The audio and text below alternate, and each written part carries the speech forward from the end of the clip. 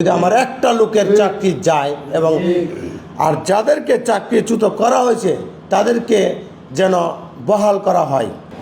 আমরা ঠিকাদার পাতা বাতিল, অপচয় বন্ধ, মধ্যস্থিতি ঠিকাদারের পিছনে সরকারের বাৎসরিক ৬৬০ কোটি টাকা অপচয় অবিলম্বে বন্ধ করতে হবে এবং বাংলাদেশ জাতীয় সংসদ অধিবেশনে ৫ জন সংসদ সদস্য অধিবেশনে আউটসোর্সিং ঠিকাদার ভাতা বাতিল করার যে প্রস্তাবনা উপস্থাপিত হয়েছে তা মাননীয় প্রধানমন্ত্রীর মাধ্যমে দ্রুত বাস্তবায়ন এবং দেশের ৬ লক্ষ আউটসোর্সিং কর্মচারীকে জাতীয় পে স্কেল থেকে কোনোভাবেই বঞ্চিত রাখা যাবে না।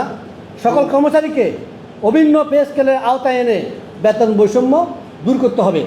আমাদের যেটা আজকে প্রেস ব্রিফিংয়ের যে আপনারা সবাই জানেন, বাংলাদেশে ৫ জন পার্লামেন্ট সদস্য সংসদ অধিবেশনে এই আউটসোর্সিং নীতিমালা এই ঠিকাদার বাতিল করার জন্য সরকার প্রধানের নিকট প্রস্তাবনা দিয়েছেন।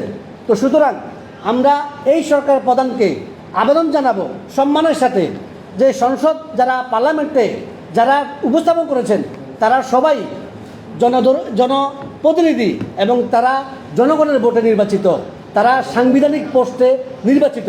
সুতরাং তাদের কথা মূল্যায়ন দিয়ে তাদের কথা প্রস্তাবনা আমলে নিয়ে আপনারা অতি দ্রুত সংসদীয় স্থায়ী কমিটির মাধ্যমে একটি পরিপত্র আকারে এই প্রস্তাবনা যেন মাননীয় প্রধানমন্ত্রীর নিকট প্রেরণ করা হয় এবং সেই মাননীয় প্রধানমন্ত্রীর নিকট আমাদের আবেদন থাকবে এটা পার্লামেন্ট অথবা ক্যাবিনেট ডিভিশনের মাধ্যমে বাস্তবায়ন করে এই ঠিকাদার অবশ্যই বাতিল করতে হবে। কারণ একটি সংসদে যখন একটি প্রস্তাবনা উপস্থাপন করা হয় তখন এটা একটি আইনে পরিণত হয়। যদি সরকার এই ৫ জন এমপির প্রস্তাবনাটা যদি আমলে না নেয় তাহলে আমি মনে করব সংসদে যারা কথা বলে তাদের কথার কোনো ভ্যালু থাকে না, তাদের কথার কোনো আইন থাকে না। তাহলে সংসদ যদি আপনার প্রস্তাবিত কথাগুলো যদি বাস্তবায়ন না হয়, এমপিদের দাবিগুলো যদি বাস্তবায়ন না হয়, তাহলে সাধারণ জনগণ হয়তো এই সরকার থেকে এই সংসদ থেকে মুখ ফিরিয়ে নেবে। তো সুতরাং সংসদে যেটা প্রস্তাবনা হয় উপস্থাপন করা হয় এটা সংসদ অনুযায়ী আইন অনুযায়ী এটা সরকারের বাধ্যকতা আমি মনে করি এটা বাস্তবায়ন করার এবং এটা সেটা যেন খুব দ্রুত হয়। চলতি অর্থ বছরে ভূতাপেক্ষ বাজেট থেকে সকল আউটসোর্সিং কর্মচারীদের দীর্ঘদিনের বকেয়া বেতন ভাতা অতি অবিলম্বে পরিশোধ করতে হবে। চাকরিচ্যুতদের পুনর্বহাল বিগত দিনে অন্যায়ভাবে চাকরিচ্যুত করার সমস্ত কর্মচারীকে পূর্বের নীতিমালা অনুসরণ করে নিজ নিজ পদে পুনঃ বহাল করতে হবে। সামাজিক অর্থনৈতিক সুরক্ষা বেতন না পেয়ে এবং চাকরি হারিয়ে হাজার হাজার কর্মচারী আজ পরিবার নিয়ে বাসস্থান হারা। সরকারি যে আদেশ অর্থ মন্ত্রণালয়ের, সেই আদেশকে কোনো প্রতিষ্ঠানের প্রধান অথবা সিভিল সার্জন তারা তোয়াক্কা করে নাই।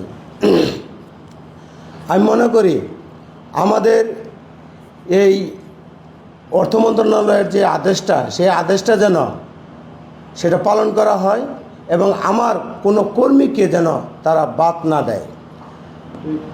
যতই টেন্ডার হোক কিন্তু যারা চাকরিতে আছে বহাল আছে তাদেরকেই বহাল যেন রাখে, সেটার জন্য আমি মাননীয় সরকারের কাছে এবং যারা এটা আপনারা ব্যবস্থা নিচ্ছেন, যারা দায়িত্ববান আছেন তারা এই কাজটা করবেন না। যদি কিনা আপনারা এই কাজ করেন তাহলে প্রত্যেকটা প্রতিষ্ঠানে আমরা জনসমর্থ তৈরি করব। যদি আমার একটা লোকের চাকরি যায় এবং আর যাদেরকে চাকরিচ্যুত করা হয়েছে তাদেরকে যেন বহাল করা হয় অতি তাড়াতাড়ি। আরেকটা বিষয়, সংসদ ভবনে সংসদে মাননীয় সংসদে যেহেতু আমাদের সরকারি কর্মচারীদের জন্য কর্মচারীদের জন্য পে স্কেল ঘোষণা হয়েছে, গ্যাজেট আকারে হবে আশা করি।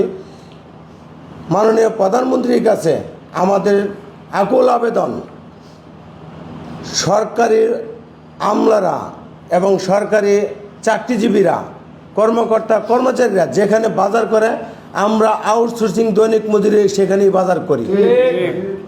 তাহলে তাদের যদি গ্যাজেট হয়, তাদের যদি পে স্কেলের আওতায় তাদেরকে আনা হয়, তাহলে এই গ্যাজেটের সাথে সাথেই ওই গ্যাজেটের মাধ্যমেই যেন আমাদের এই আউটসোর্সিং দৈনিক মজুরি ভিত্তিকে যেই বেতন এবং পে স্কেল সেটার আওতায় আনা হয় এবং গ্যাজেট আকারে প্রকাশ করা হয়। গণতান্ত্রিক সরকার, মানবিক সরকার, জনগণের সরকার। তাই আপনার কাছে আমরা চাচ্ছি আমাদের এই যারা আমরা চাকরিতে আছি এবং আউটসোর্সিংয়ে আছি তাদেরকে পে স্কেলের আওতায় আনা হোক এবং তাদেরকে একটা বাজেট এবং আমাদের যে 25-এর নীতিমালা যেটা বলা হয়েছে সেই 25-এর নীতিমালা সংশোধন করে আমাদেরকে এই পে স্কেলের আওতায় আনা হোক এবং গ্যাজেট প্রকাশ করা হোক।